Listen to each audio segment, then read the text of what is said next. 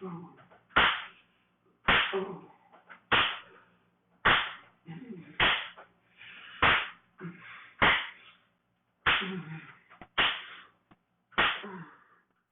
up the phone, I couldn't believe I had just agreed to babysit my best friend's son, Daniel. He's 18 years old, and way too old for a babysitter, I thought. Yet his mother doesn't want to leave him alone for the weekend. She told me she caught him looking at naughty websites. So she's grounded him for an entire month. She already had plans to be out of town all this week and was originally going to leave Daniel at the house by himself, but felt that would be letting him off the hook too easily. As she put it, if he wants to act like a naughty little boy, I will treat him like one. And that's when she asked me to babysit him. I didn't want to do it at first, but when she said, "Feel free to give him a good spanking if he gives you any trouble," I could hardly contain my excitement from her.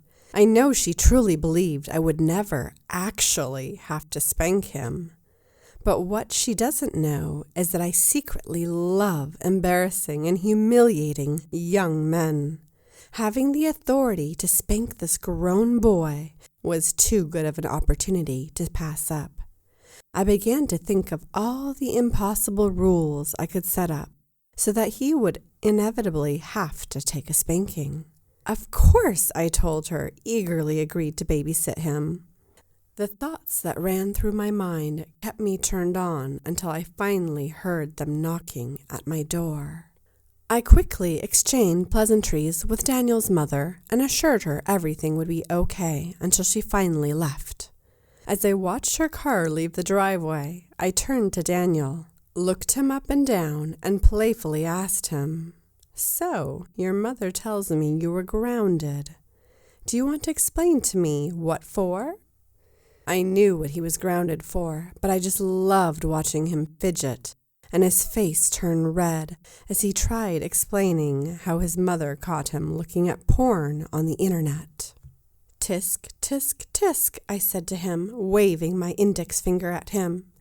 "And did your mother spank you for that?" I asked him teasingly. "What? A spanking?" he said laughingly. "I haven't been spanked in years." I just stared him in the eyes. He seemed so sure he was too old, that he would never be spanked again. And I know his mother's comment about spanking him was meant in a jokingly way, but I'm just going to pretend she meant it seriously. So I got stern with him and set my plan into motion. "Well, your mother told me I had her full permission to give you a good, sound spanking," I said, scolding him in my most authoritative tone I could muster.